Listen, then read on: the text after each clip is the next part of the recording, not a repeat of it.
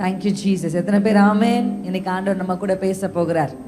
புதிய வார்த்தைகளை கற்றுக்கொள்ள போகிறோம், புதிய காரியங்களை கற்றுக்கொள்ள போகிறோம். ஆவலோடு ஆசையோடு வந்திருப்பீங்கன்னா நிச்சயம் கர்த்தர் உங்களை நிரப்பி இன்றைக்கு அனுப்ப போகிறார். ஆமென். திஸ் ஈவினிங்ல வர்றவங்க அப்படின்னா அவங்க I always feel they are very special. அவங்க இன்னும் ஒரு படி ஸ்பெஷல் தான்.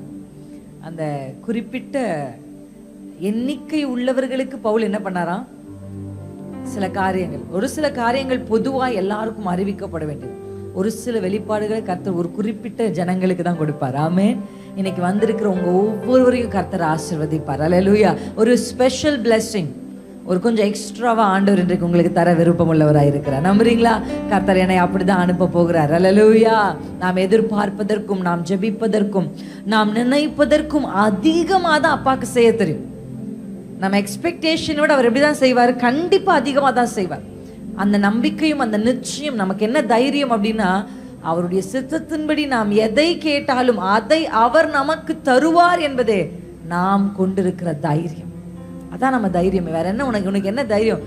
நான் என்னமோ தெரியல, மதியம் அப்படியே கொஞ்சம் just thinking of something. திடீர்னு எனக்கு இந்த கேள்வி என் காதுகளில் விழுந்தது. யார் யாரை பார்த்தா கேட்டாங்கன்னு எனக்கு தெரியல. ஆனா இந்த ஒரு ப்ராம்ப்ட் என் மனசுல வந்துச்சு. இந்த இயேசுவை நம்பி வந்து உனக்கு என்ன கிடைத்தது? இப்படி யாராவது அவங்கள பார்த்து கேட்டிருந்தாங்கன்னா, இந்த இயேசுவை நம்பி வந்து உனக்கு என்ன கிடைத்தது? ஒருவேளை உங்க வாழ்க்கை இப்ப மனிதனுடைய பார்வைக்கு ஒன்றுமில்லாதவர்கள் போல, இயேசுவை நம்பினதினால் வெறுங்கையாய் நிற்கிறது போல, இழந்தது போல இப்போ வேலை தெரியலாம். அல்லேலூயா. உலகத்தார் சொல்லுவாங்க காலம் பதில் சொல்லணும். நான் சொல்றேன் காலம் இல்லை, கர்த்தர் பதில் சொல்லுவார். ஹல்லேலூயா. ஆமென். கர்த்தர் பதில் சொல்லுவார். சில இடத்துல நம்மளுக்கு பதில் வாய் திறந்து சொல்றதுக்கு எதுவுமே இருக்காது. அவங்களுக்கு எப்படி ரெஸ்பாண்ட் பண்ணும், அந்த கேள்விக்கு எப்படி பதில் சொல்றது, என்ன சொல்றது, நமக்கு ஒண்ணுமே தெரியாது. கர்த்தர் இடத்துல சொல்லுங்கப்பா, நீங்க பதில் சொல்லுங்க, நீங்க பேசுங்க. ஹல்லேலூயா. கர்த்தர் நிச்சயமாய் நிரூபிப்பார். ஹல்லேலூயா. இயேசுவை நம்பி வந்து வெட்கப்பட்டதா ஒரு சரித்திரம் இல்லவே இல்லை. கர்த்தரை நம்பினவருடைய முகங்கள் வெட்கப்பட்டு போவதில்லை, அவருடைய முகங்கள் பிரகாசம் அடைந்தன தான் கர்த்தருடைய வேதம் சொல்லுகிறது. ஹல்லேலூயா. Thank you Jesus. என்னை உருவாக்கினீ உம் வார்த்தையால், என்னை உயிர்ப்பித்ததும் உம் வார்த்தையால். பாடலாமா என் கூட சேர்ந்து? என்னை உருவாக்கினீ உம் வார்த்தையால், என்னை உயிர்ப்பித்ததும், என்னை உயிர்ப்பித்ததும் உம் வார்த்தையால், என்னை ஆற்றினீர் தேற்றினீர் உம் வார்த்தையால், என்னை தாங்கினீர் சுமந்தீர் உம் வார்த்தையால். சொல்லலாமா? என்னை ஆற்றினீர் தேற்றினீர் உம் வார்த்தையால், என்னை தாங்கினீர் சுமந்தீர் உம் வார்த்தையால். வார்த்தையானவரே, ஆதியில் இருந்தவரே, எனக்காய் வந்தவரே, எல்லாம் தருபவரே.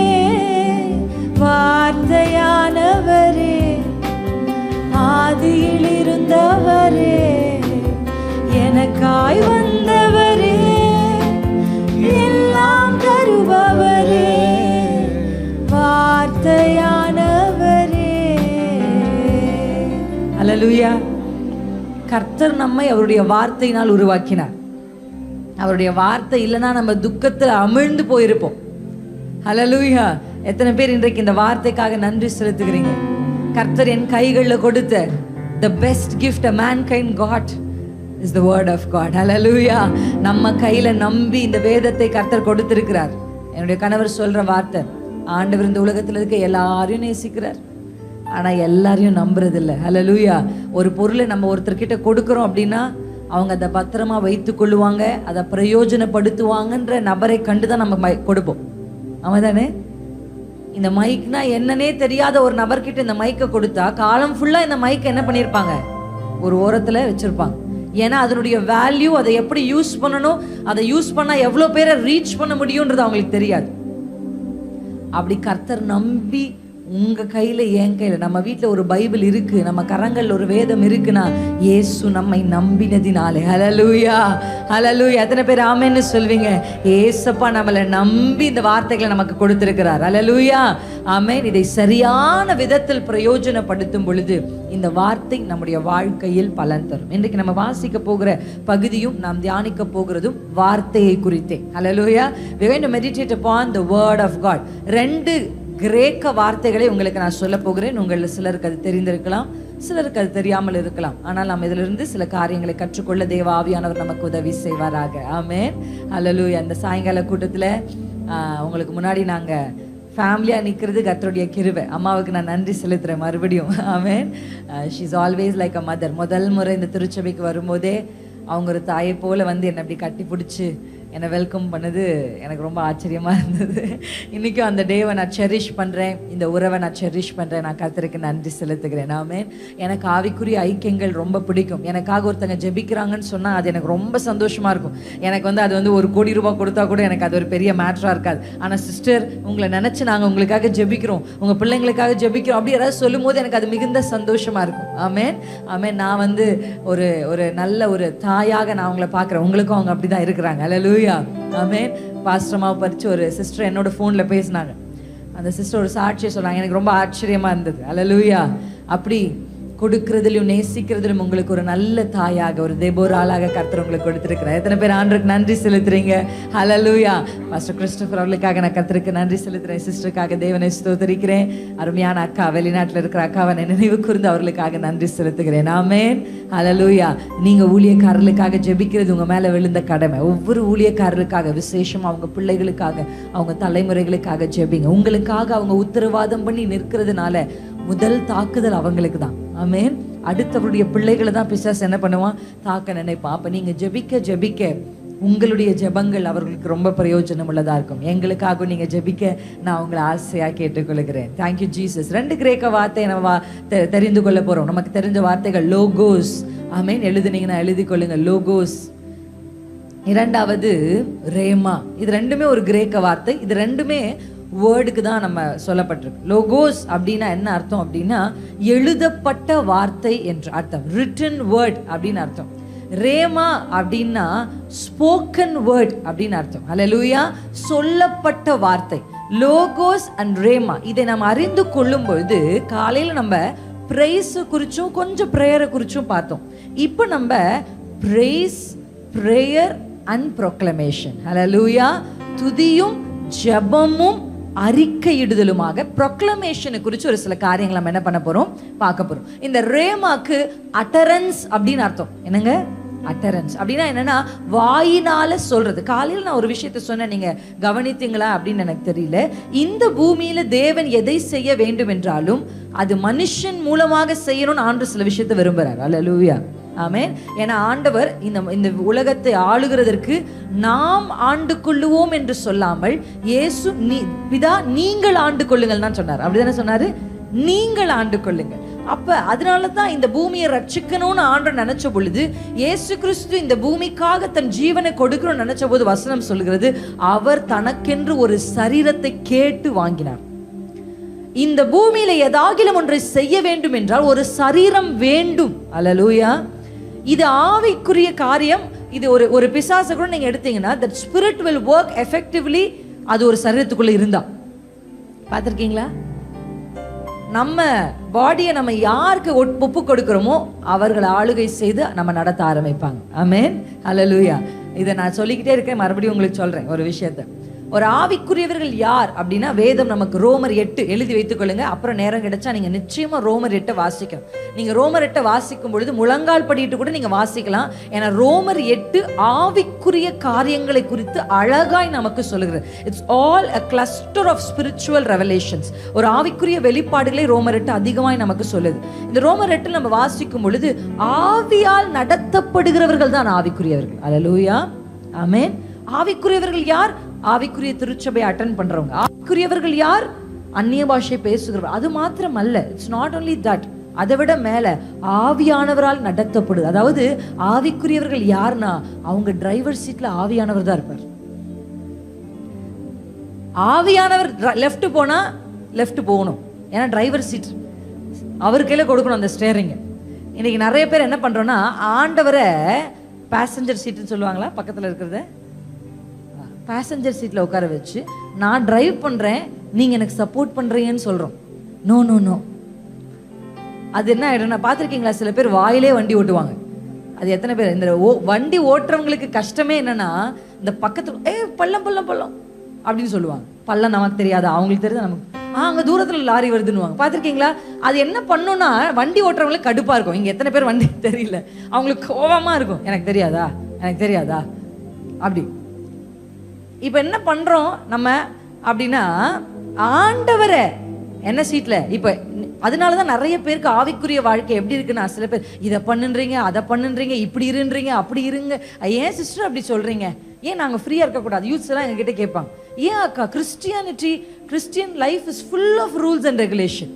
ஏன்னா நீங்கள் டிரைவர் சீட்டில் உட்காந்துட்டு ஆண்டவருடைய ப்ராம்ப்டை கேட்டு கேட்டு ஓட்டும் போது தடுமாற்றங்கள் இருக்கும், டென்ஷன் ஆகும். அதையே கொஞ்சம் எழுந்து, ஆண்டவரே நான் பேசஞ்சர் சீட்டில் உட்காந்துக்கிறேன், நீங்கள் டிரைவர் சீட்டில் உட்காந்து என்னை எப்படி இயக்க நினைக்கிறீரோ அப்படி என்னை இயக்கும் என்று சொல்லுகிறவர் தான் ஒரு ஆவிக்குரியவர்கள். அல்லேலூயா, ஆமென் ஆமென். நீங்க அவருக்கு மட்டும் அந்த இடத்தை கொடுத்தீங்கன்னா, அவர் சரியாய் உங்கள் வாழ்க்கையை நடத்தி கொண்டு போகிறதை உங்களால பார்க்க முடியும். ஆமென். எத்தனை பேர் சொல்லுங்க, நான் இடம் கொடுக்குறேன்ப்பா, சொல்லுங்க நான் இடம் கொடுக்குறேன்ப்பா, என் சுயத்தை தள்ளி உட்கார சொல்லுங்க, சுயமே பிரின்சியே போ போ. ஆமென். பெண்களை இயக்குகிற பெண்கள், பொதுவா உலகத்துல பெண்களுடைய டிரைவர் சீட்ல என்ன இருக்கும்னா எமோஷன்ஸ் இருக்கும். ஆண்களுடைய டிரைவர் சீட்ல என்ன இருக்கும்னா லாஜிக் இருக்கும். ஆண்கள் எதையுமே மூளை அளவில் இருந்தா யோசிப்பாங்க, பெண்கள் எதையுமே இருதயத்தில் இருந்தா யோசிப்பாங்க. ஆண்களை டிஸ்டர்ப் பண்ற விஷயம் பெண்களுக்கு ஒரு பெருசாவே இருக்காது, பெண்களை டிஸ்டர்ப் பண்ற விஷயம் ஆண்களுக்கு ஒரு பொருட்டாவே இருக்காது. நிறைய பெண்கள் சொல்லுவாங்க, என் கணவர் என்ன புரிஞ்சுக்கவே மாட்டேங்கிறாரு, அவரால் புரிஞ்சுக்க முடியாது. அப்படிதான் அவர் ஆண்டவர் மேனுஃபேக்சர் பண்ணியிருக்கிறார். அந்த அக்கா என்னை முறைச்சு பார்த்தாங்கன்னா உங்களுக்கு நைட்லாம் தூக்கம் வராது. யாராவது யோ அப்படின்னு அவரை சொன்னா கூட அவர் நைட் நல்லா கொரட்டை விட்டு தூங்குவார். ஏன்னா அவருக்கு அது ஒரு பிரச்சனையே இல்லை. பேசுறவன் பேசிட்டோம், நமக்கு என்னம்மா, நம்ம வாழ்க்கை வா பார்ப்போம் அப்படின்ட்டு போவார் ஐயா.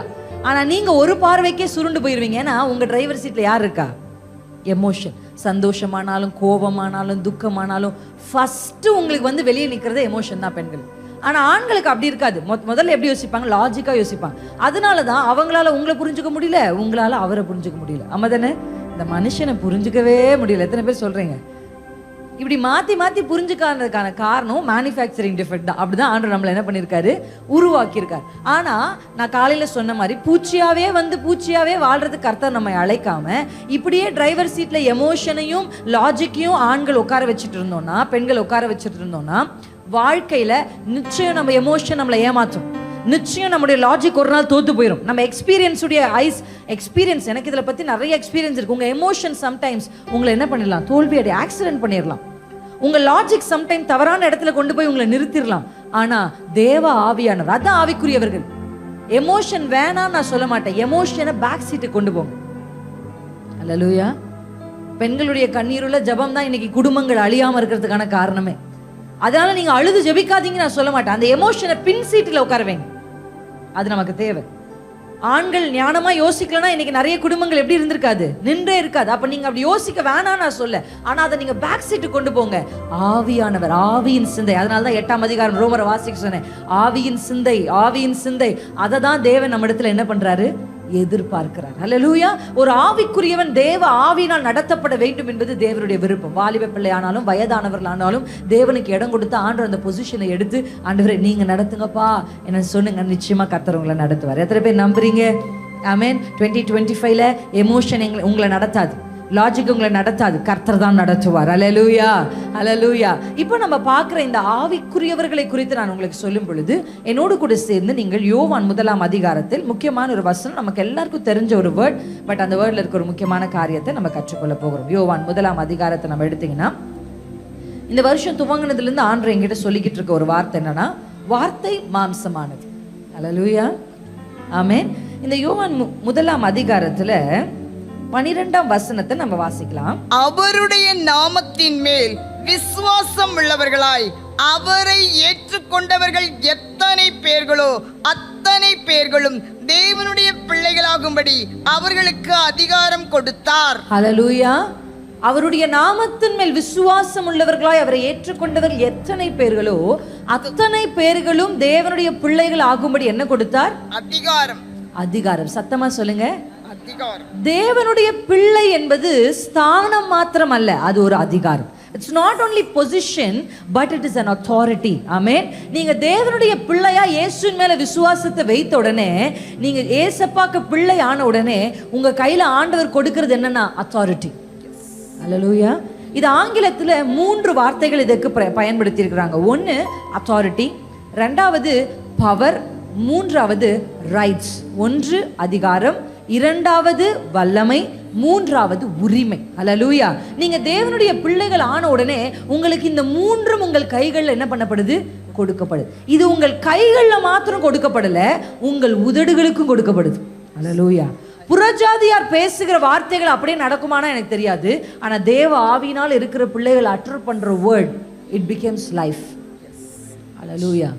மரணமும் ஜீவனும் நாவின் அதிகாரத்தில். அப்படின்னா ஒரு அத்தாரிட்டியை கர்த்தர் நம்முடைய நாவுக்கு என்ன பண்ணிருக்காரு?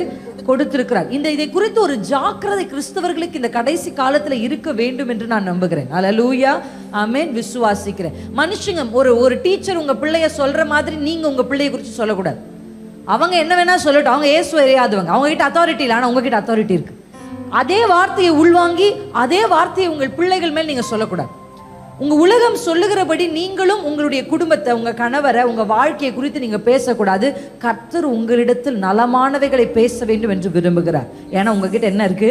அத்தாரிட்டி. நீங்க பேசும்போது எப்பவுமே ஜாக்கிரதையா பேசுங்க. ஏன்னா கர்த்தர் வரும் பொழுது அவன் செய்கைக்கு தக்க பலனை தருவதற்கு மாத்திரம் வரல, அவன் பேசின வீணான வார்த்தைகள் ஒவ்வொன்றை குறித்தும் கொடுக்க வருகிறார். when Jesus is returning, he is coming with rewards. முதல் முறை இயேசு இந்த பூமிக்கு வந்தபோது he came with gifts. நிறைய பரிசு. சாண்டா கிளாஸ் பார்த்தா அவர் என்ன பண்ணுவாரு? அவர் மூட்டையில நிறைய பரிசுகளை வைத்திருப்பார். அதான் Christmas. Christmas is all of joy. ஆமா தானே? இயேசு அப்படிதான் இந்த பூமிக்கு வரும்போது நிறைய பரிசுகள் எடுத்துட்டு வந்தார். ஃபெய்த் இருந்தா போதும் ரட்சிப்பு, கேட்டா போதும் சுகம், கூப்பிட்டா போதும் விடுதலை, எல்லாமே இலவசமா கர்த்தர் கொடுத்தார். ஆமென். gift. ஆனா second time when Jesus is coming to the world, he will not bring gifts. அவர் பரிசு பொருட்களை எடுத்து வருகிறது இல்லை. அவர் எடுத்து போறார் ரிவார்ட்ஸ். பெற்ற பரிசை வைத்து நாம் என்ன செய்தோமோ அதற்குரிய ரிவார்ட்ஸ். கொடுத்த கிரேஸை வச்சு நம்ம என்ன செய்தோமோ, கொடுத்த ஆயுட்காலத்தை வைத்து என்ன செய்தோமோ, கொடுத்த கிருபைகளை வைத்து என்ன செய்தோமோ, கைகளில் கொடுக்கப்பட்ட பணங்களை வைத்து என்ன செய்தோமோ, கர்த்தர் நமக்கு கிருபையாய் கொடுத்த பிள்ளைகளை வைத்து என்ன செய்தோமோ, கர்த்தர் நம்முடைய நாவல் கொடுத்த இந்த அதிகாரத்தை வைத்து என்ன செய்தோமோ அதற்குரிய பலனை கொண்டு இயேசு சீக்கிரம் வருகிறார். ஹல்லேலூயா. Jesus is coming very soon with rewards. அதை நீங்க தியானிக்கணும்னு நினைச்சீங்கன்னா டைரியில் எழுதுங்க. gift versus rewards. இதை நீங்க வீட்டில் தியானிச்சு பாருங்க, என்ன வித்தியாசம் இருக்கு. இதை நீங்க தியானிக்கும் போது ஆழமான சத்தியங்கள் இதற்குள்ளிருந்து வெளியே வரும். முதல் வருகைக்கும் இரண்டாம் வருகைக்கும் உள்ள வித்தியாசம். ஹல்லேலூயா. அட்டரன்ஸ். இப்போ உங்களுக்கு என்னன்னா ரேமா, நீங்க பேசுகிற வார்த்தையின் மேல கர்த்தர் கவனம் உள்ளவரா இருக்கிறார். எத்தனை பேர் ஆமென்னு சொல்றீங்க? அந்த வார்த்தை குறித்து தேவன் கரிசனை உள்ளவரா இருக்கிறார். நம்ம பேசுற வார்த்தை, அந்த லோகோஸ் அப்படின்றது என்னன்னா, திஸ் லோகோஸ் இஸ் ஃபவுண்டேஷன். என்னங்க இது? இதான் நமக்கு ஃபவுண்டேஷன். ஆனா ரேமா நமக்கு டைரக்ஷன். ரேமா என்ன பண்ணும்னா நம்மளை டைரக்ட் பண்ணும். இதே வார்த்தை தான் மாசத்துக்கு ஒரு தடவை ஒரு வாக்குத்தத்தம் கிடைக்குது. ஒவ்வொரு சண்டே ஒரு வார்த்தையோடு கர்த்தர் பேசுகிறார். என்ன பண்ண அந்த வாரம் முழுவதும் அந்த வார்த்தை உங்களை டைரக்ட் பண்ணும். ஆமென். அதனால இயேசு கிறிஸ்து இந்த பூமியில வந்ததுக்கு அப்புறமா அவர் ஞானஸ்தானம் பெற்று கரை ஏறின உடனே பரிசுத்த ஆவியானவர் அவரை வனாந்தரத்துக்கு கொண்டு போனார். அப்படிதானே? வசனம் எப்படி சொல்லுதுன்னா, பிசாசினால் சோதிக்கப்படுவதற்கு ஆவியானவர் அவரை கொண்டு போனார். ஹல்லேலூயா. பிசாசுனுடைய சோதனைன்னு 2 இடத்துலயுமே இருக்கிறதுனால தமிழ் வேதாகமத்தில் எல்லாத்துக்குமே சோதனை தான் இருக்கு. ஆனா ஆங்கில வேதாகமத்தில் வித்தியாசப்பட்டிருக்கு. பிசாசு சோதிக்கிறதுக்கு பேரு டெம்டேஷன், தேவன் சோதிக்கிறதுக்கு பேரு டெஸ்ட். பிசாசு உங்களை கீழே தள்ளணும்னு சோதிப்பான், தேவன் உங்களை உயர்த்தணும்னு சோதிப்பார். ஹல்லேலூயா. பிசாசு தீமையை வைத்து சோதிப்பான், கர்த்தர் தீமையினால் நம்மை சோதிக்கிறவர் அல்லன்னு பைபிள். ஹல்லேலூயா. டெஸ்ட்லயே 2 டெஸ்ட் இருக்கு. வசனம் சொல்லுது, ரொம்ப அழகா இருக்கு அந்த வசனம். கர்த்தர் ஏன் ஒரு மனுஷனை சோதிக்கிறார் அப்படின்னா, பரிசுத்தத்தில் எழுதுறவங்க அந்த வசனத்தை நான் எடுத்துக்கொண்டு வரல, ஆனால் பரிசுத்தத்தில் பங்குள்ளவர்கள் ஆகணும், நம்பர் 1. 2வது நம்முடைய பிரயோஜனத்துக்காக. சொல்லுங்க, முதல்ல பரிசுத்தத்தில் பங்குள்ளவர்கள் ஆகிறதற்கும், 2வது நம்முடைய பிரயோஜனத்திற்குமே தான் கர்த்தர் நம்மை சோதிக்கிறார். இது எப்படி நான் உங்களுக்கு சொல்ல விரும்புறேன் அப்படின்னா, ஃபர்ஸ்ட் நம்முடைய பிரயோஜனத்துக்கு. இந்த டெஸ்ட் எப்படின்னா, எல்லாரும் கிளாஸ்ல டெஸ்ட் எழுதுவாங்கல்ல, பிள்ளைங்களாம் எழுதுவீங்கல்ல ஸ்கூல் காலேஜ்ல, அதான் அந்த டெஸ்ட். இட்ஸ் ஈக்குவல் டு அந்த டெஸ்ட். எப்படின்னா, நீங்க கிளாஸை லிசன் பண்ணும்போது எப்படி உட்காந்துக்கலாம், ஃப்ரெண்ட்ஸ் கூட சேர்ந்து 5 பேரும் ஒரே பெஞ்சில் உட்காரலாம். ஆனா டெஸ்ட் வைக்கும் போது கர்த்தர் தள்ளி உட்கார வச்சிருவார். கர்த்தர் உங்களை பிரிக்கிறாருனாலே டெஸ்ட் தான் அடுத்து வெயிட் பண்ணுதுன்னு உங்களுக்கு தெரிஞ்சுக்கணும். அப்படித்தானே வசனம் சொல்லுது. இயேசு தனியே கொண்டு போறாரு. இதுவரைக்கும் ஜனங்கள் நடுவில் இருக்கார் இயேசு. இப்ப டெஸ்ட் பண்ணணும்னா ஜீசஸ் எங்க கொண்டு போகப்படுகிறார்? வனாந்தரத்துக்கு வந்துட்டீங்கன்னு வச்சுக்கோங்களேன், புலம்பிராதீங்க.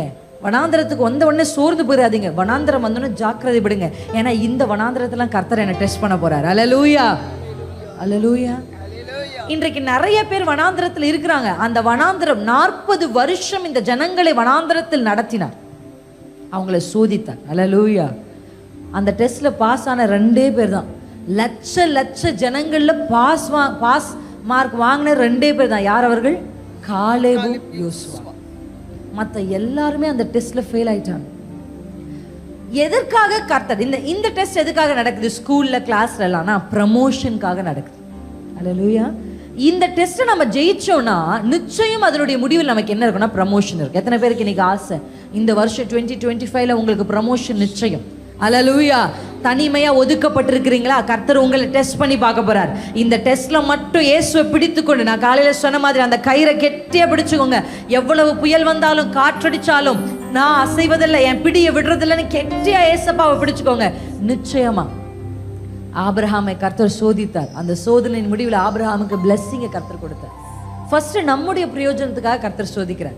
2வது டெஸ்ட் உங்களுக்கு ஞாபகம் வரதுக்காக, உங்களுக்கு புரிஞ்சுக்கிறதுக்காக இதெல்லாம் உங்களுக்கு ஒப்புமையா நான் சொல்றேன். 2வது டெஸ்ட் நம்ம எல்லாம் போய் ஹாஸ்பிட்டல்ல பண்ணுவோமே, அதுக்கும் என்னதான் பேரு? நீங்க டாக்டரை பார்க்கறதுக்கு முன்னாடி டாக்டர் என்ன சொல்லுவாரு? இப்ப நான் படிச்ச கோர்ஸ்க்கு 2 வேலை செய்யலாம். பிசிஷியன் அசிஸ்டன்ட்னு எங்களுக்கு ஒரு பெயர் இருக்கு, ஒரு டிஸ்கிரிப்ஷன். டாக்டர்ஸை பார்க்கறதுக்கு முன்னாடி எங்களை பார்ப்பாங்க. அவங்களுடைய சிம்டம்ஸ் எல்லாம் எழுதிட்டு என்ன டெஸ்ட் நாங்கள் எழுதி கொடுப்போம். நாங்கள் அந்த மாதிரி ஃபீல்ட்லையும் ஒர்க் பண்ணோம். நாங்கள் எழுதி கொடுத்ததுக்கப்புறம் அந்த டெஸ்ட் எல்லாம் எடுத்துட்டு தான் அவங்க போய் டாக்டரை பார்ப்பாங்க. உங்களுக்கு நான் சொல்றது புரிஞ்சிருச்சா?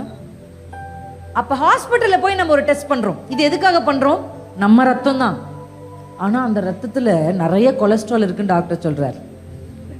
நமக்குள்ள இருக்கிற நம்ம இருதயம் தான். டெஸ்ட் பண்ணி பார்த்தா தான் தெரியுது இந்த ஹார்ட்ல என்ன இருக்குன்றாங்க, அடைப்பு இருக்குன்றாங்க. நமக்குள்ள ஓடுகிற நம்முடைய ரத்தத்தை குறித்தே, நமக்குள்ள இருக்கிற நம்முடைய தைராய்டை பற்றியே, நமக்குள்ள இருக்கிற நம்முடைய யூட்ரஸ் பத்தியே, இருதயத்தை பத்தியே நமக்கு தெரியல. டெஸ்ட் எடுக்கும் போது தான் நம்ம யாருன்னே நமக்கே தெரியுது. கர்த்தர் ஏன் சோதிக்கிறார் தெரியுமா? நம்ம இதுதான் நமக்குள் இருக்கிறதை நமக்கே காண்பிப்பார். இந்த சோதனை மட்டும் வரலனா, சில பேரை நான் போன டைம் இது உங்களுக்கு சொன்னான்னு தெரியல, ஒரு சில பேருக்கு கர்த்தர் எடுத்து சோதிப்பார், ஒரு சில பேருக்கு கர்த்தர் கொடுத்து சோதிப்பார். அவன் நான்லாம் பார்த்துருக்கிறேன். எடுத்து சோதிக்கும் போது ஜெயிச்சவங்க கூட கொடுத்து சோதிக்கும் போது தோத்து போயிட்டாங்க. ஒன்றுமில்லாத போது அநேகர் இயேசுவின் மேல் வைத்த விசுவாசம் எல்லாம் வந்தபோது அந்த ஃபெய்த் தளர்ந்து போயிடுச்சு. எசேக்கியாவுக்கு உனக்கு அவ்வளவுதான், முடிஞ்சிச்சு, உன் டைம் முடிஞ்சிச்சு, பேக்கப் அப்படின்னு சொல்லும் போது அவருக்குள்ள இருந்த பிரேயர், அவருக்குள்ள இருந்த அந்த தாகம், அவருக்குள்ள தேவனை பிடித்து கொண்டு அவர் பண்ண ஒன்லைன் பிரேயர் பாதி வழியில போன ஏசாயாவை திரும்பி அனுப்பி கொண்டு வந்தது. ஆனா கொடுத்த காலத்தை என்ன பண்ணிட்டாரு? கொடுத்து அதுக்கப்புறம் ஏன் அவர் கொடுத்தாருன்ற நம்ம ஃபீல் பண்ற மாதிரி இருக்கு. அந்த அதிகாரத்தை வாசிச்சு முடிக்கும் போது அவர் அப்படியே போயிருந்தா கூட நல்லா போய் சேர்ந்திருப்பாரோன்னு தோணுது நமக்கு. சில பேர்கிட்ட இருந்து கர்த்தர் எடுத்து சோதிப்பார், கொடுத்து சோதிப்பார். இந்த சோதனைகளுக்கு நடுவுல கர்த்தர் நம்ம என்ன காண்பிச்சு கொடுப்பார் நமக்கு. நம்ம எப்படி நம்ம டாக்டர் சொல்றாங்க, உங்க ஹார்ட் தான் சார், உங்களுக்குள்ளதான் சார் இருக்கு, ஆனா உங்க ஹார்ட்ல இந்த பிரச்சனை. மருத்துவர்கள் காமிக்கிறாங்களா இல்லையா? Whose report will you believe? We shall believe the report of the Lord. யார் வார்த்தையை நீ நம்புவாய்? இயேசுவின் வார்த்தையை நான் நம்புவேன். சொல்லுங்க, யார் வார்த்தையை நீ நம்புவாய்? இயேசுவின் வார்த்தையை நான் நம்புவேன். ஹல்லேலூயா. ரொம்ப பவர்ஃபுல்லான பாட்டு. போய் கேட்டு பாருங்க. இங்கிலீஷ்ல ரொம்ப இன்னும் கொஞ்சம் எஃபெக்டிவா இருக்க மாதிரி நான் ஃபீல் பண்றேன். ஆமென். Whose report will you believe? நம்ம ரொம்ப விசுவாசிக்கிறோம், இயேசுவை நினைப்போம். அந்த டெஸ்ட் வரும்போது தான் தெரியுது நம்ம எவ்வளவு அவிசுவாசம் உள்ளவர்கள். நமக்குள்ள நிறைய ஆண்டருக்காக வைராக்கியம் இருக்கு. அவங்கள கம்பேர் பண்ணும்போது, இவங்களை கம்பேர் பண்ணும்போது we feel we are better. அந்த டெஸ்ட் வரும்போது தான் தெரியும் நம்ம எவ்வளவு அவர்களை விட மோசமானவங்க. நான் சொல்லுவேன், உலகத்தார் சொல்லுவாங்கல்ல, பதவியும் பணத்தையும் ஒருத்தனுக்கு கொடுத்து பாரு, அப்பதான் அவனுடைய நிஜ முகம் தெரியும். அந்த நிஜ முகத்தை வெளியே கொண்டு வருகிறதற்கு கர்த்தர் சில டெஸ்ட் நமக்கு பண்ணுவார். நம்முடைய உள்ளத்தில் இருக்கிற சில நம்ம அந்த பாவத்துக்கு எக்ஸ்போஸ் ஆகாதவரையும் தான் பரிசுத்தம். எக்ஸ்போஸ் ஆயிட்டா நிறைய பேர் விழுந்து போயிடுறாங்க. இன்னைக்கு ஆண்டவர் நம்மோடு பேசி கொண்டிருக்க எத்தனை பேர் ஆமென்னு சொல்றீங்க? ஹல்லேலூயா. ரெண்டாவது நம்மளை டெஸ்ட் பண்றது ஆண்டவர் அவருடைய பரிசுத்தம். ஏன் எனக்கு காண்பிச்சு நீ ஒரு பாவின்னு என் முன்னாடி ஒரு சர்டிபிகேட் கொடுக்கவா கர்த்தர் என்ன டெஸ்ட் பண்றாரு அப்படின்னு நீங்க என்ன கேட்டீங்கன்னா, அதுக்காக உங்களை டெஸ்ட் பண்ணல. உங்களுக்கு அதை காண்பித்து கொடுத்து நீங்க அந்த பாவத்தை அறிக்கை செய்ய வேண்டும். அதை அறிக்கை செய்த உடனே கர்த்தர் உங்களை அப்படியே அவருடைய பரிசுத்தத்துக்கு பங்குள்ளவர்களாய் மாற்றுவார். எந்த அளவுக்கு ஒரு கிறிஸ்தவர்கள் பெர்ஃபெக்ட் ஆகணும்? கிறிஸ்டியன்ஸ் cannot be perfect, அப்படிதான் உலகம் சொல்லுது. எந்த அளவுக்கு நம்ம பரிசுத்தம் ஆகணும் தெரியுமா? இயேசு பக்கத்துல நிற்கும் போது நம்ம அப்படியே அவருக்கு நல்ல ரைட் பேர். சில பேரை பார்க்கும்போது நம்ம சொல்லுவோம்ல, அவங்க சரியான ஜோடி. ஆமென். இந்த மனவாட்டியான திருச்சபை எப்படி ஆயத்தமாகணும் தெரியுமா? இயேசுவின் பக்கம் இயேசு வரும்பொழுது நிற்கும் போது சரியான ஜோடின்னு உலகம் நம்மளை பார்த்து சொல்லணும். ஹல்லேலூயா. சரியான ஜோடி, இயேசுக்கு பொருத்தமான ஒரு மனவாட்டியாய் இயேசுவின் பக்கத்தில் நிற்கும் போது கூனி குறுகி அல்ல, சந்தோஷத்தோடு நிற்கிற ஒரு மனவாட்டியாய் நான் மாறணும்னா கர்த்தர் அப்படிதான் நம்மளை டெஸ்ட் பண்ணுவார். எத்தனை பேர் ஓகே? ஹல்லேலூயா. அந்த டெஸ்ட் உங்களை அசிங்கப்படுத்துறதுக்கு இல்ல, அந்த டெஸ்ட் உங்களை அலங்கரிப்பதற்கு. ஹல்லேலூயா. அந்த டெஸ்ட் உங்களை கீழே தள்ளுறதுக்கு இல்ல, அந்த டெஸ்ட் உங்களை உயர்த்தி வைக்கிறதுக்கு. பிசாசு தான் உங்களை கீழே தள்ள சோதிப்பான். இப்போ இந்த டெஸ்ட் நடக்கிற சமயத்துல கர்த்தர் ஒரு மனுஷனை உற்று கவனிக்கிறவராக இருக்கிறார். அல்லேலூயா.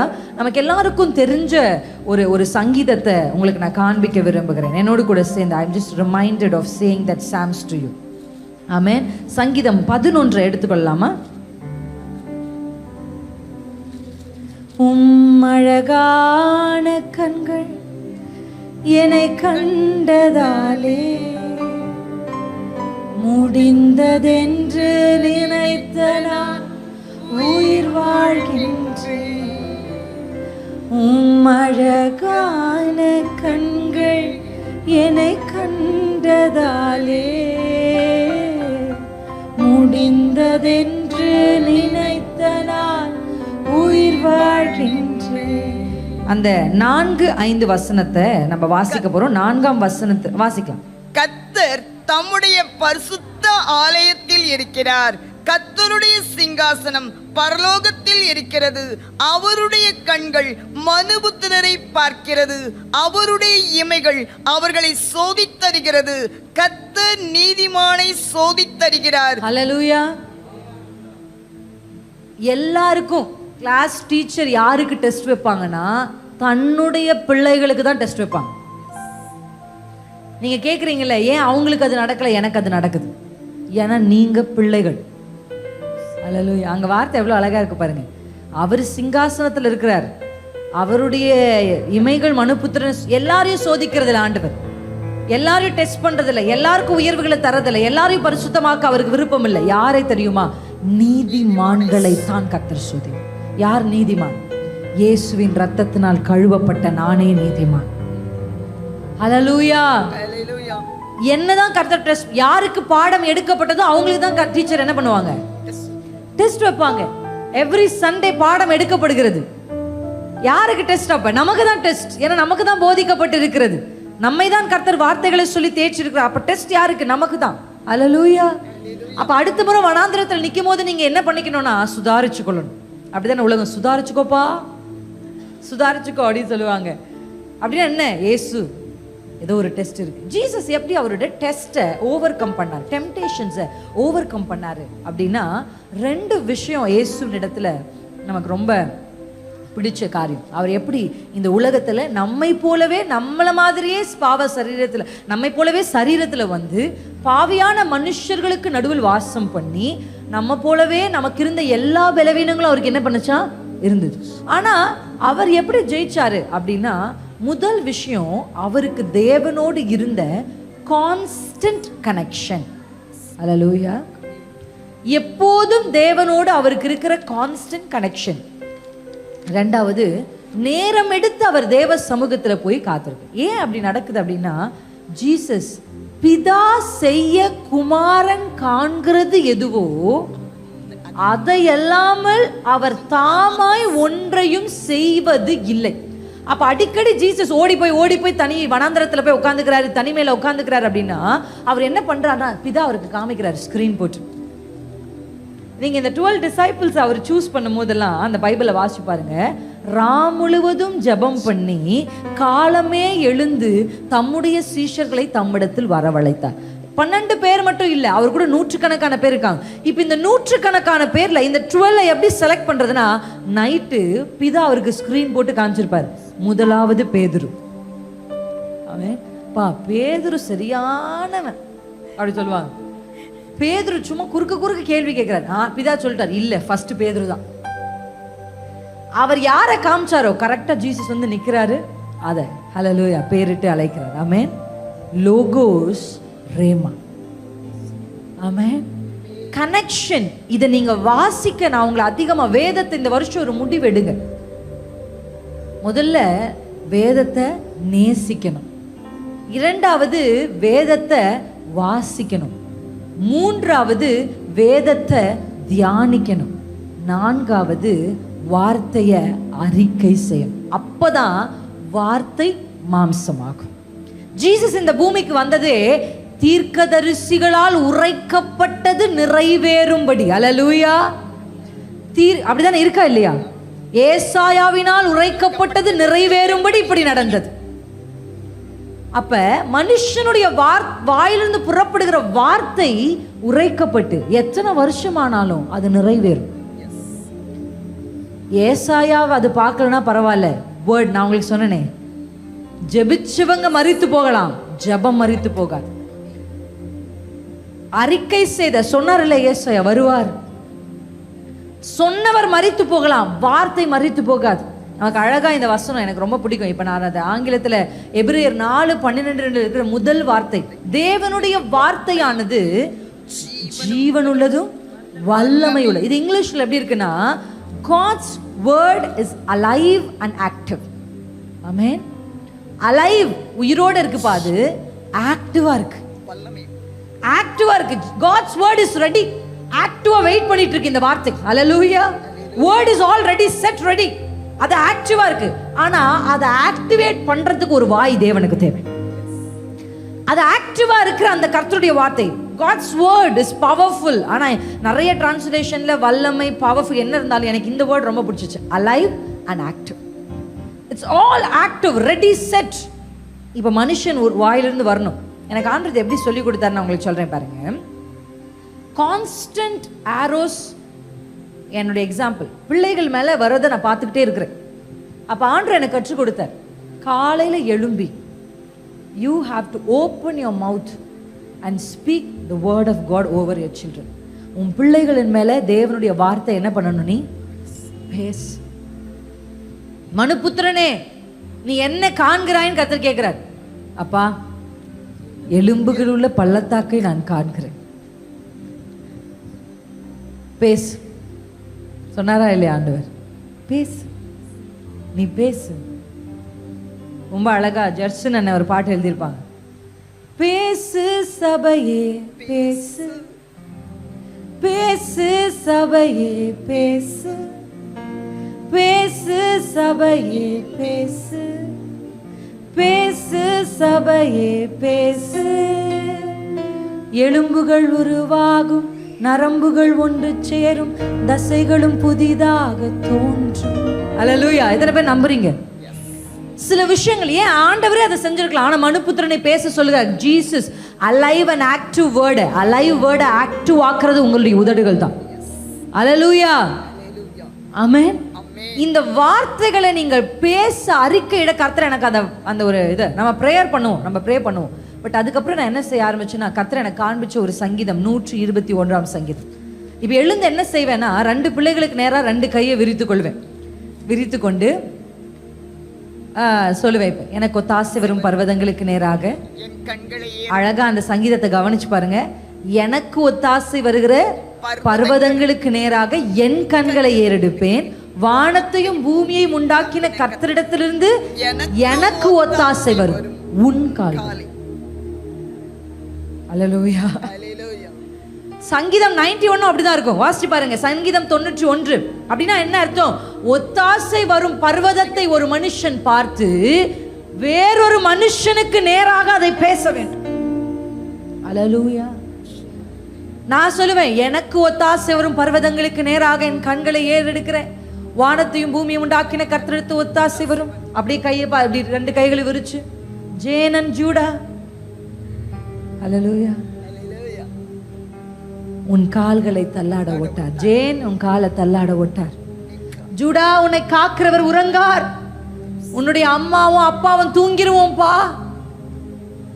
எங்களுக்கு உடல் சோர்வுல நாங்க தூங்கிருவோம், அசதியில தூங்கிருவோம். 24 மணி நேரம் என் கண்ணை உன்மேல் வைத்து எங்களால பார்க்க முடியாது. ஆனா உறங்காமலும் தூங்காமலும் ஒரு தேவன் நம்ம பிள்ளைகளை பார்த்து கொள்ளுவார். ஹல்லேலூயா. சொல்லணும், கர்த்தரும் ஆத்துமாவை காப்பார். கர்த்தரும் ஆத்துமாவை காப்பார். ஆத்துமா எவ்வளவு முக்கியம் தெரியுமா? அந்த வசனத்தை நான் சொல்லும் போதெல்லாம் ஆணித்தரமா சொல்வேன், கர்த்தரும் ஆத்துமாவை காப்பார். உலகம் முழுவதையும் நீ ஆதாயப்படுத்தி உன் ஆத்துமாவை நஷ்டப்படுத்துறதுல பிரயோஜனம். நீ ஒன்றுமே இந்த பூமியில இல்லாத ஆளா கூட இருக்கலாம், ஆனா உன் ஆத்துமாவை பிடித்து கொண்டு பரலோகத்துல போய் சேர்ந்துடணும். அல்லேலூயா. டிக்ளரேஷன். நீங்க அறிக்கை செய்யுங்க.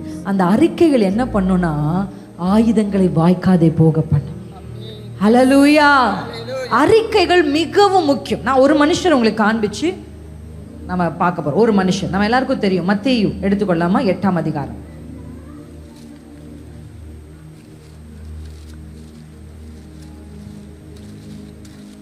எடுத்துக்கொண்டோம். மத்தேயு 8ஆம் அதிகாரத்துல இந்த சம்பவம் நமக்கு தெரிந்த சம்பவம். இந்த 100க்கு அதிபதியை குறித்து நம்ம வாசிக்கிறோம். 100க்கு அதிபதிய வேலைக்காரன் என்னவா இருக்கிறார்? வியாதிப்பட்டிருக்கிறார். இப்ப இந்த நிறைய பேர் இப்படி வியாதிப்பட்டவர்கள் இயேசுவை வந்து சந்திச்சிருக்கிறாங்க. இந்த 100க்கு அதிபதி இயேசுவினிடத்துல வருகிறார், தன்னுடைய வியாதிப்பட்டவனுக்காக வேண்டுதல் செய்வதற்கு. அப்ப இயேசு என்ன சொல்றாருன்னா, நானும் உன் கூட என்ன பண்றேன், கம் லெட்ஸ் கோ. அப்படிதானே ஆண்டவர் போய் அந்த சிறு பிள்ளைய பார்த்து எழும்புன்னு சொன்னாரு. வீட்டுக்கு போனாரா இல்லையா? அந்த மாதிரி சரி ஆண்டவர் நினைச்சார், வா போலாம் அப்படின்னு சொல்லும் போது அந்த 100க்கு அதிபதி சொல்லுகிற ஒரு அற்புதமான வார்த்தை, ஆண்டவர் சொல்றாரு நான் வரேன்னு, ஆனா இவன் சொல்றான் வேண்டாம். அதுக்கு அவர் சொல்ற வார்த்தை என்னன்னா, நான் பாத்திரன் அல்ல அல்ல, நீர் ஒரு வார்த்தை மாத்திரம் சொல்லும். எந்த அளவுக்கு அவருக்கு விசுவாசம், அவ்வளவு நம்பிக்கை அவருடைய வாயிலிருந்து வருகிற வார்த்தை மேல. அல்லேலூயா. வேர்ட் வேர்ட் வார்த்தை மாத்திரம் சொல்லு. இந்த வார்த்தை அவர் சொல்லும் போது அடுத்த ஒரு வார்த்தை சொல்றேன், நான் அதிகாரத்துக்கு கீழ்பட்டவனா இருந்தும் கூட எனக்கு கீழ்பட்டிருக்கிற சேவகரும் உண்டு. நான் ஒருவனை போவென்றால் போகிறான், மற்றொருவனை வா என்றால் வருகிறான், என் வேலைக்காரனை இதை செய் என்றால் செய்கிறான் என்றான். இயேசு இதை கேட்டு ஆச்சரியம். ஆமென். இந்த பகுதியை வாசிக்கும் போது ஆண்டவர் கிட்ட ஒரு வார்த்தையை கேட்பேன், ஆண்டவரே என்ன குறித்து நீர் என்ன நினைக்கிறீர்? நிறைய பேர் நம்ம யோசிப்போம்ல, ஆண்டவர் நம்மளை பார்த்து ஆச்சரியப்படுறாரா என்ன? நிறைய பேருடைய லைஃப்பை ஆண்டவர் ஜீசஸ் கிரைஸ்ட் இப்படி பார்க்கும்போது நான் அடிக்கடி ஆண்டவர்கிட்ட இந்த ஒரு விஷயத்த கேட்டுக்கிட்டே இருப்பேன். அப்பாவோட பேசும்போது நான் கேட்பேன், அப்பா மனுஷங்க என்னை குறித்து என்ன சொல்கிறாங்கன்னு தெரியல. ஒரு சில பேர் நல்லன்னு சொல்லுவாங்க, ஒரு சில பேர் கெட்டதுன்னு சொல்லுவாங்க. ஒவ்வொருத்தரும் ஒரு மாதிரி சொல்லுவாங்க. மனுஷருடைய வார்த்தைகளை நம்பினா வாழ்க்கையை ஓட்ட முடியாது, ஊழியம் செய்ய முடியாது. ஆனால் நீர் என்னை குறித்து என்ன சொல்லுகிறீர் என்பதுதான் என்னுடைய முதல் நோக்கம். நீங்கள் என்னை குறித்து என்னப்பா சொல்கிறீங்க? What is your thought about me? இன்னும் நான் எதில் இன்னும் இன்னும் இன்னும் என்ன என்கிட்ட சொல்லுங்கப்பா அப்படின்னு இந்த மனுஷனை ஆண்டவரை பார்த்தோன்னு அவருக்கு ஆச்சரியம் ஆயிடுச்சு. இஸ்ரவேலில் கூட நான் இப்படிப்பட்ட மனுஷனை பார்க்கலப்பா, இந்த ஃபெய்த்தை நான் பார்க்கல. இந்த ஃபெய்த் எப்படிப்பட்ட ஃபெய்த் அப்படின்னா, இந்த வார்த்தை அவர் என்ன சொல்கிறாருன்னா, நான் ஒரு அதிகாரத்துக்கு கீழ்பட்டவனாக இருக்கிறேன், ஆனால் எனக்கு மேலே ஒரு அத்தாரிட்டி இருக்காங்க, எனக்கு கீழே ஒரு சில பேர் இருக்காங்க. நான் ஒருத்தனை போ அப்படின்னா அவன் போகிறான், வா அப்படின்னா ஒருத்தன் வரான். ஒரு பாவியான மனுஷன் இந்த பூமியில் ரூல் பண்ணுற நானே போனா ஒருத்தன் போவான், வானா ஒருத்தன் வருவானா? நீர் ஒரு வார்த்தை சொன்னா போதும், நீங்க போன்னு சொல்லுங்க, அது போயிடும். அப்படின்னா இயேசுவினுடைய அதிகாரத்துக்கு அவன் தன்னை உட்படுத்திக் கொள்கிறான்.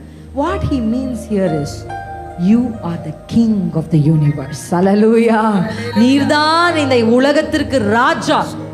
உமக்கு எல்லா அதிகாரம், வேதம் சொல்லுகிறது, வானத்திலும் பூமியிலும் சகல அதிகாரமும் எனக்கு கொடுக்கப்பட்டிருக்குன்னு இயேசு கடைசியில் தான் சொல்றாரு, மத்தேயு கடைசி அதிகாரத்துல.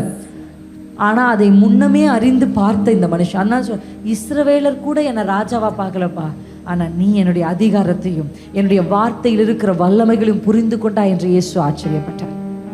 ஹல்லேலூயா.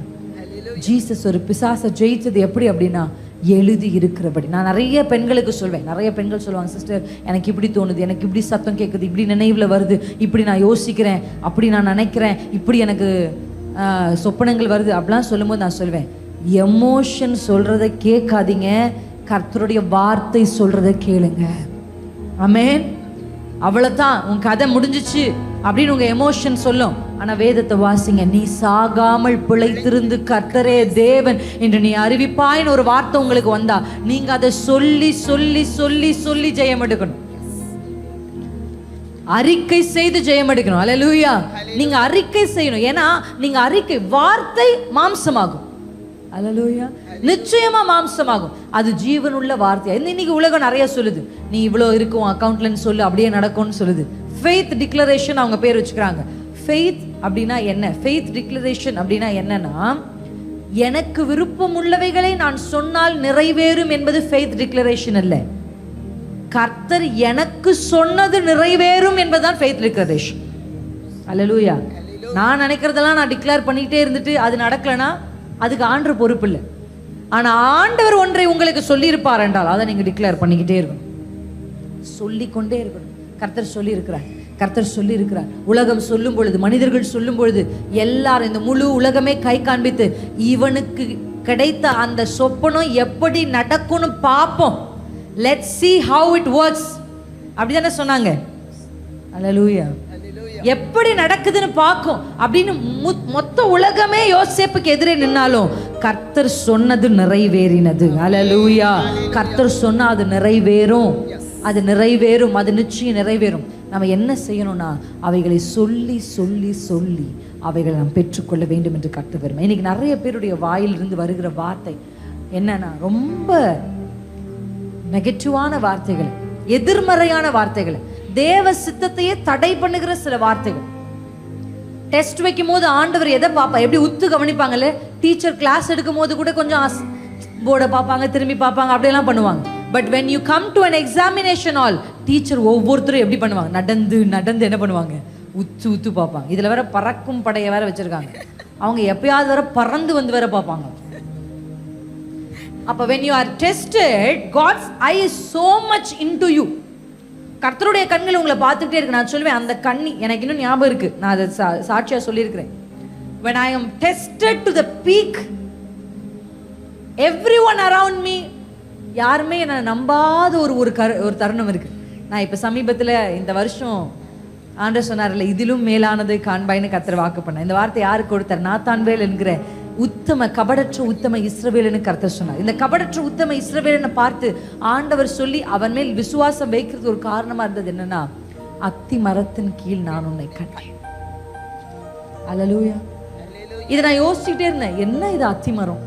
அந்த அத்தி மரத்துல என்ன, அது ஃபர்ஸ்ட் வாசிக்கும் போது தூரத்துல நின்றுட்டு இருந்திருப்பார் போல இருக்கு. ஒரு அத்தி மரம் இருந்திருக்கும், அந்த அத்தி மரத்துக்கு கீழே நாத்தானியேல் நின்றுட்டு இருந்திருப்பார் போல இருக்கு. ஏன்னா நாத்தான்வேலும் பிலிப்புவும் தேவன் இயேசுவை நோக்கி வருகையில் ஆண்டவர் பார்த்து சொல்றார், தோ கபடற்ற உத்தம இஸ்ரவேலர்.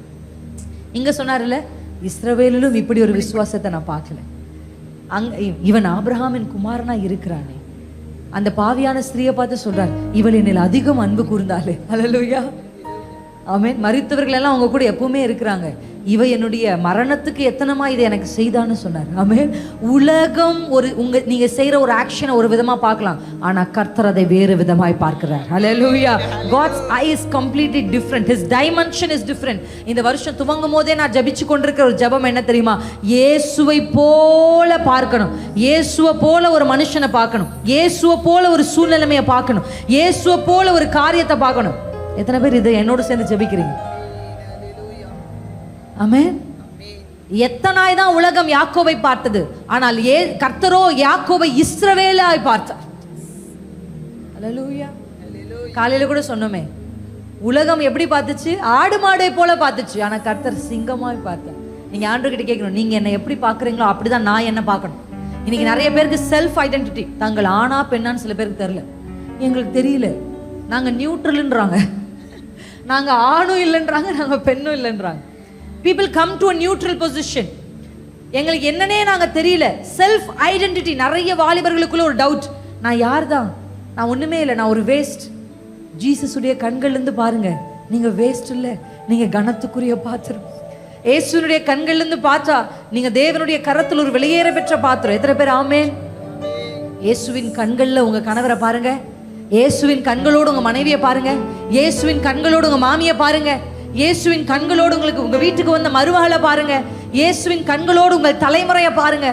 கர்த்தர் உங்களுக்கு காண்பிப்பார். அல்லேலூயா. இப்ப பார்க்கறது இல்லப்பா, இது நிரந்தரம் அல்ல. இப்ப ஏதோ மேல தோலை போர்த்தி கொண்டு ஏமாத்தினவனை போல இப்ப தெரியலாம், ஆனா இவனை கொண்டு தான் ஒரு பெரிய சந்ததியை இந்த பூமிக்கு கொண்டு வர நான் சித்தம் வைத்திருக்கிறேன் என்று யாக்கோபின் மேல் கர்த்தர் கரிசனை உள்ளவராயிருந்தார். அந்த அத்திமரத்தின் கீழே நத்தானியேலை பார்த்தார் பாருங்க. அப்படின்னா தூரத்துல இருக்கும்போது நத்தானியேலை பார்க்கல, அத்திமரத்துல யாரும் பார்க்காத ஒரு அத்திமரத்துக்கு கீழே உட்கார்ந்து சோசன் அப்படின்னு ஒரு சீரீஸ் இருக்கு. எத்தனை பேருக்கு அதை பத்தி தெரியும் தெரியல. இங்க இருக்க யூத்ஸ்க்கு இருக்க தெரியுமா சோசன்? நீங்க அதில் பார்த்தீங்கன்னா நத்தானியேலுடைய ஸ்டோரியை பியூட்டிஃபுல்லா சொல்லியிருப்பாங்க. அதுல நத்தானியேல் அத்திமரத்து கீழே உட்கார்ந்து கத்துறாரு. என்ன கத்துறாரு தெரியுமா? Do you see me? நீங்க என்ன பாக்குறீங்களா? இவ்வளோ நான் நெருக்கத்தில் இருக்கும்போது, இவ்வளவு நான் கஷ்டத்தில் இருக்கும்போது. அப்படிப்பட்ட நத்தானியேல் யாருக்கும் சொல்லாம அழுது கொண்டிருந்தார் பாருங்க. அந்த சூழ்நிலைமையில இப்ப ஆண்டவர் ஜீசஸ் பார்க்கும்போது சொல்றாரு, நான் உன்னை பார்த்தேன் அந்த அத்திமரத்துக்கு கீழே. எனக்கு இன்னொன்று தெரியும், என் ஹாஸ்டலுடைய அந்த மொட்டை மாடியில் ஒரு துவைக்கிற கல்லு மேலே உட்காந்து, when no man believed, நான் கர்த்தருக்காக ஊழியம் செய்ய அழைக்கப்பட்டேன் என்பதை ஒரு கட்டத்தில் நம்புகிறதற்கு வாய்ப்புகளும் சூழ்நிலைகளும் இல்லாத போது ஒரு நிலா இருந்துச்சு, அழகான ஒரு நைட். எப்படி ஆபிரகாம கர்த்தர் ஒண்ணுமே இல்லாத போது ஆபிரகாம வெளியே கொண்டு வந்து அந்த ராத்திரி நட்சத்திரங்களை காண்பித்தாரோ, அப்படி அந்த அந்த கல் மேல் நான் உட்கார்ந்துருந்து அப்படியே அந்த மூணை பார்த்துட்டே இருந்தேன். பார்த்து கொண்டே இருக்கும்போது என் உள்ளம் சொல்லுது, சரி நானும் எல்லா பெண்களை போல இருந்திருக்கலாம், நானும் எல்லாரும் போல நடந்திருக்கலாமோ. உள்ளத்திலிருந்து சொல்லு ஒரு குரல், நம்ம இப்படி ஆண்டருக்காக எல்லாத்தையும் விடும்போது தானே இவ்வளோ பிரச்சனைகளையும் போராட்டங்களையும் நம்ம சந்திக்கிறோம். நம்மளும் எல்லாரும் போல இருந்தால் எல்லாரும் நம்மளை ஓகே அப்படின்னு சொல்லியிருப்பாங்களோ அப்படிலாம் யோசிச்சு என் இருதயம் உள்ள. ஆனால் என் உதடுகள் வெளியே வரும்போது கர்த்தர் எனக்கு அதை கற்றுக் கொடுத்தா. தேவ ஆவியானவருக்கு நான் நன்றி சொல்கிறேன். ஹல்லேலூயா. என் உதடுகளை நான் திறந்து நான் இடத்துல சொன்னேன்ப்பா, நான் உங்களை நம்புகிறேன்ப்பா. இந்த நிலாவை பார்க்கும்போது அப்படிதான் ஒரு நைட்டு தாவீது துரத்தப்பட்டு இருக்கும்போது, ஒரு வேளை ஏன்னா வீட்டுக்குள்ளே படுத்திருந்தா நிலா தெரியாது பாருங்க, வனாந்திரத்தில் படுத்திருக்கும் போது தான் தாவீது நிலாவை பார்த்துருப்பாரு. அப்படிதான் ஒரு நாள் நிலாவை பார்த்திருக்காரு தாவீது. பார்த்து என்ன சொன்னாரு? நிலாவை பார்க்கும் போதும் விண்மீன்கள் நோக்கும் போதும் என்னை நினைத்து விசாரித்து நடத்த நான் எம்மாத்திரம். அப்படிதானே பாடியிருப்பார். அவர் என்ன டியூன்ல பாடியிருப்பாருன்னு தெரியல. கர்த்தர் நமக்கு கொடுத்த ஃபாதரப்பா அழகான டியூன் போட்டுட்டார் அதுக்கு. என்னை நினைத்து விசாரித்து நடத்த நான் அந்த நிலாவுடைய அழகை பார்க்கும்போது, இவ்வளவு பிரம்மாண்டங்களை உருவாக்கின கர்த்தர் என்னிடத்தில் வந்து நான் உன்னை கண்டேன்னு சொல்றாரு. இதை விட என்னங்க எனக்கு வேணும்? எனக்கு இந்த ஆண்டவர்கிட்ட நான் சொன்னேன்ப்பா, நான் உங்களை மறுதளிக்க மாட்டேன், நான் பின்னாடி திரும்பி போக மாட்டேன், நான் உண்மை உறுதியாக பெற்றுக்கொள்வேன். கண்களில் கண்ணீர் அப்படியே எனக்கு சொல்ல முடியல, அந்த வேர்ட்ஸ், அந்த கண்ணீர் அப்படியே போயிட்டே இருக்கு. கண்களில் தான் கண்ணீர் வந்ததே தவிர என் உதடுகள் இயேசுவின் நாமத்தை உயர்த்தி பிடித்தது. அல்லேலூயா. நம்முடைய டெஸ்ட் டைம்ல தான் your utterance is very important. Rhema பிசாசு உங்களை டெம்ப்ட் பண்ணும்போது கூட நீங்க எதை ஜெயிக்கலாம்னா லோகோஸை ரேமாவா மாத்தினாதான் ஜெயிக்க முடியும். ஆமென். ஏவாள் கிட்ட வந்து அந்த பழத்தை கொடுக்கும் போது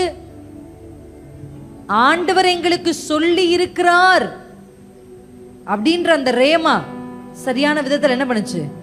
வரல அவகிட்ட இருந்து. அல்லேலூயா. வித் ஃபெய்த் அது வரல. அவ சொன்னா அப்படி சொல்லி இருக்கிறாரு, எடுத்து சாப்பிடக்கூடாதுன்னு சொல்லி இருக்கிறாரு அப்படின்னு சொன்னா.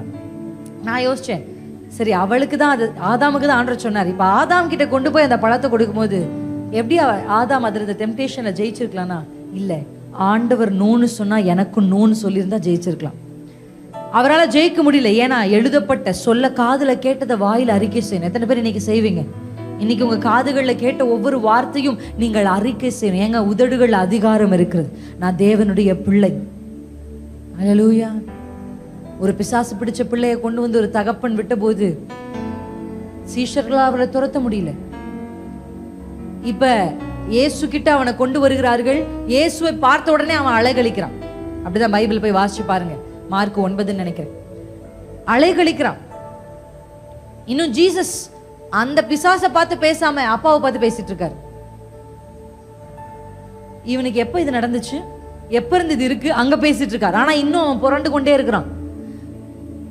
அவன் சொல்றான், சின்ன வயதுல இருந்தே இப்படிதான் இருக்கு, தண்ணியில தீல தள்ளி தள்ளி இவனை எப்படியாகிலும் கொலை செய்ய முயற்சி செய்து அப்படின்னு சொல்லி அவன் நிறுத்தல. ஒரு வார்த்தை சொல்றான், நீர் ஏதாகிலும் செய்யக்கூடுமானால் செய்யும். அப்ப ஆண்டவர் சொன்னார், விசுவாசிக்கிறவனுக்கு தான்ப்பா எல்லாம் கூடும்.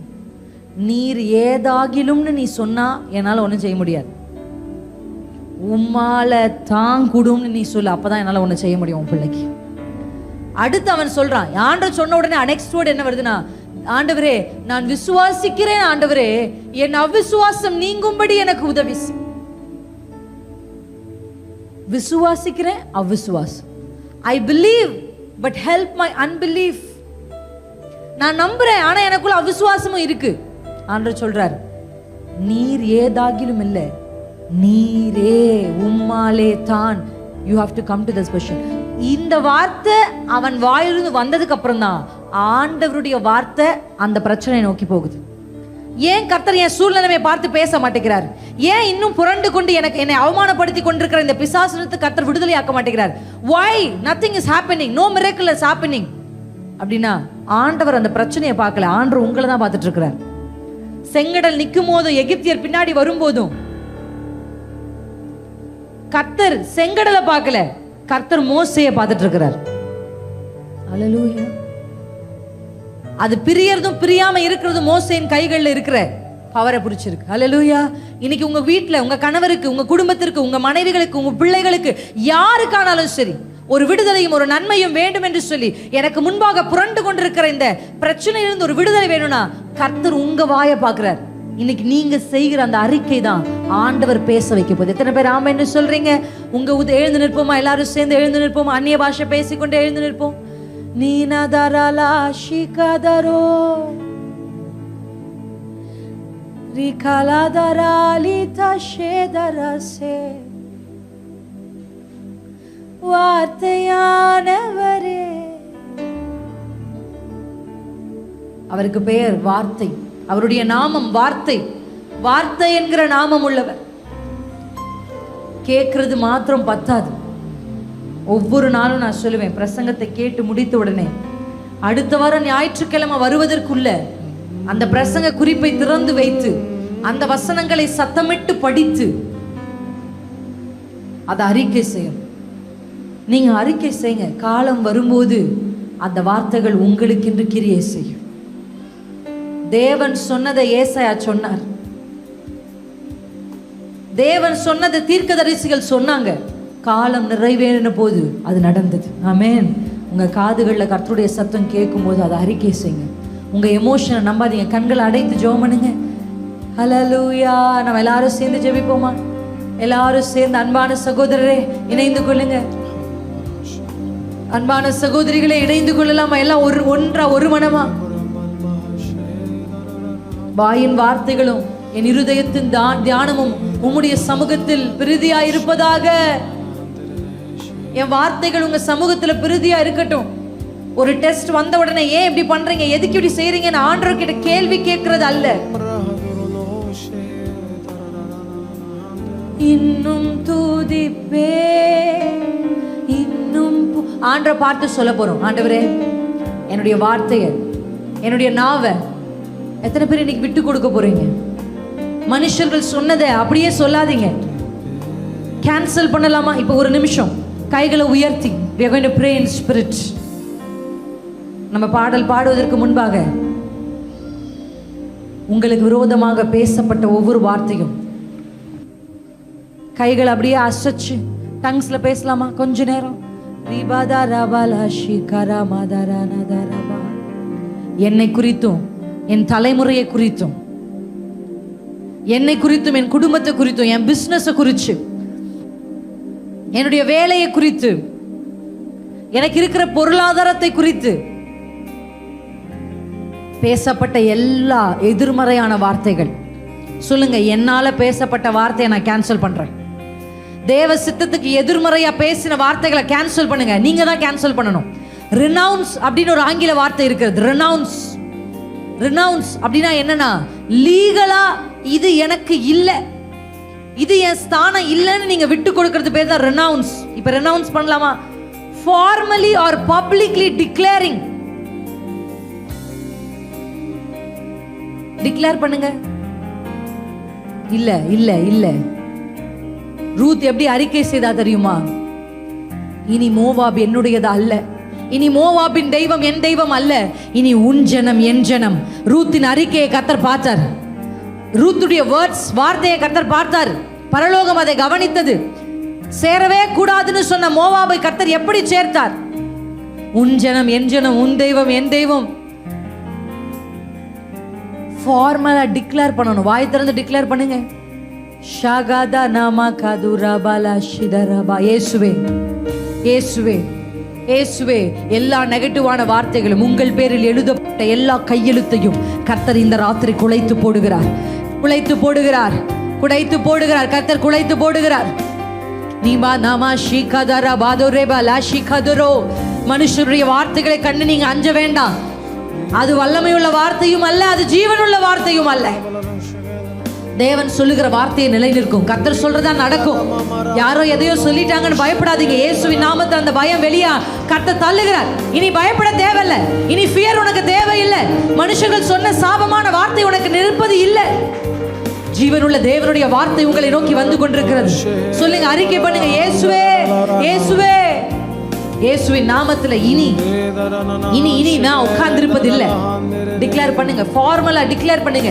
நல்லா டிக்ளேர் பண்ணி ஜெபம் பண்ணுங்க. இல்ல இல்ல, வறுமை என்னுடைய ஸ்தானம் அல்ல, வியாதி என்னுடைய ஸ்தானம் அல்ல, இயலாமை என்னுடைய ஸ்தானம் அல்ல, சோம்பேறித்தனம் என்னுடைய ஸ்தானம் அல்ல. ஷகதுரபஹ ஷிகதுரே நிகமதரலா கஷிகதுரபதுரபலா. இங்க வந்திருக்கிற ஒவ்வொருவருக்கும் நேராக உங்க உதடுகளை ஆண்டவர் கண்ட்ரோல் பண்றாரு. ஆண்டவரிடத்துல சொல்லுங்க, அப்பா என் உதடுகளை உங்க ஆளுகைக்கு விட்டு கொடுக்கிறேன். அட்டர் பண்ணணும், ரேமா பேசணும், ரேமாவை அறிக்கை செய்யணும், வசனத்தை வாசித்து தியானித்து நேசித்து அறிக்கை செய்யணும். வேதத்தை வாசிக்கும் போது தூக்கம் வருது. வேதத்தை வாசிக்கும் போது எனக்கு அவ்வளோ இன்ட்ரெஸ்ட் இல்லை அப்படின்னா முழங்கால வாசிக்க ஆரம்பிக்கலாமா? தேவ சமூகத்துல கேளுங்க, உம்முடைய வார்த்தையின் மேல் ஒரு விருப்பத்தை எனக்கு கொடுங்கப்பா. ஷீதனதரா பலதரா லிஷாதுரே ரிகமதரா கரதரா போரே ரிகலதரா பலதரா ஷே.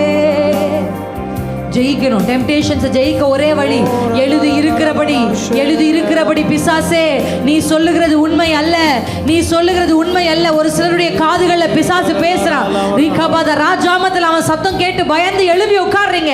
இன்னைக்கு ஆண்டவர் சொல்லுகிறார், நீங்க சொல்லுங்க, எழுதி இருக்கிறபடி, எழுதி இருக்கிறபடி. உன் தலையை என் இயேசு சிலுவையில் நசுக்கினார். எழுதி இருக்கிறபடி என் பேரில் எழுதப்பட்ட எழுத்துக்களை கர்த்தர் குலைத்து போட்டார். எழுதி இருக்கிறபடி உன் ஆயுதங்களை என் இயேசு உரித்து கொண்டார். எழுதி இருக்கிறபடி நீ தோற்று போனவன். எழுதி இருக்கிறபடி நீ ஒரு பொய்யன், நீ பொய்யுக்கு பிதா. நீ சொல்லுவதை நான் நம்புவது இல்லை. இயேசு சொன்னதை மாத்திரமே நான் நம்புவேன், நான் நம்புவேன், நான் நம்புவேன், அறிக்கை செய்வேன். ஷிகாதாரா பாதாரா பலா ஷீதோரே நிகாதாரா பாதாரா லாதாராவோ. அப்படியே கைகளை அசைச்சு சொல்லுங்க, ஓரியாவா சிவா. மனுஷரால் சொல்லப்பட்ட வார்த்தைகள் ஸ்பிரிச்சுவல் ரெல்ம்ல கேன்சல் ஆகுது. நிகபாதரபா தரபா ஷிகதரபா. பிசாசினால் அறிவிக்கப்பட்ட வார்த்தைகள் இயேசுவின் நாமத்துல கேன்சல் ஆகுது. இந்த ராத்திரி கேன்சல் பண்றார் ஆண்டவர். குலைத்து போட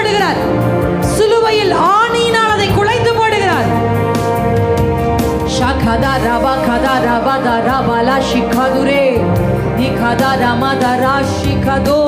ஆண்டவரே சமூகத்தில் சொல்லுங்க, ஆண்டவரே ஜீவனுள்ள வார்த்தைகள் எனக்குள்ள புறப்படட்டும். நீர் எழுதப்பட்ட வார்த்தையை நான் ரேமாவா மாற்றணும், நான் ரேமாவா மாற்றணும், நான் ரேமாவா மாற்றணும். இனி வியாதி வியாதின்னு சொல்லுகிறது இல்ல. மருத்துவர்கள் அறிக்கையை ஹைலைட் பண்ணாதீங்க, கர்த்தருடைய அறிக்கையை ஹைலைட் பண்ணுங்க. நீ பதா ஷிகதர வசதரபோ நீ கதர பலா ஷிகதரபோ தரமலா ஷிகதரா.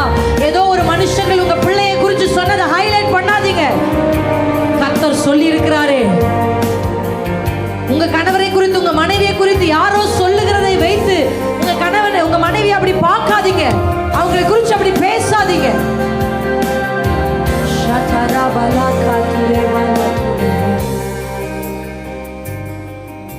பாடலாமா? ஒரு கடைசியா ஒரே நிமிஷம்.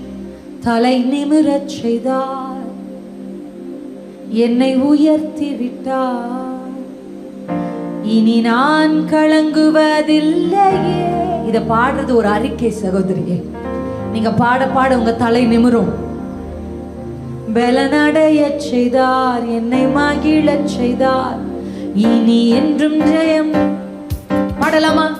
தலை நிமிரச் செய்தார், என்னை உயர்த்தி விட்டார், இனி நான் கலங்குவதில்லையே. பலனடைய செய்தார், என்னை மகிழச் செய்தார், இனி என்றும் பயம் எனக்கில்லையே. கிருபையால் எல்லாம் அருளினார், கைகளை தட்டி கிருபையால் என்னை உயர்த்தினார், கிருபையால் எல்லாம் அருளினார், கிருபையால் நம்மை உயர்த்தினார். நல்ல கை தட்டி நம் கர்த்தர் நல்லவரே, நம் கர்த்தர் நல்லவரே. பாடலாமா? நம் கர்த்தர் நல்லவரே, நம் கர்த்தர் நல்லவரே. தலை நிமிரச் செய்தார், தலை நிமிரச் செய்தார், என்னை உயர்த்தி விட்டு. அறிக்கை செய், அறிக்கை செய். வெட்கப்பட்ட இடத்தில் உங்கள் தலையை உயர்த்துகிற தேவகரம், தலை குனிந்த இடத்தில் உங்களை தலை நிமிரச் செய்கிற தேவகரம். இனி என்றும் ஜெயம் நமக்கில். கிருபையால் எல்லாம் அருளினார், கிருபையால் என்னை உயர்த்தினார், கிருபையால் எல்லாம் அருளினார், கிருபையால் நம்மை உயர்த்தினார். கைதட்டி நம் கர்த்தர் நல்லவரே, ஓ நம் கர்த்தர் நல்லவரே. நம் கர்த்தர் நல்லவரே, நம் கர்த்தர் நல்லவரே, நம் கர்த்தர் நல்லவரே, நம் கர்த்தர் நல்லவரே.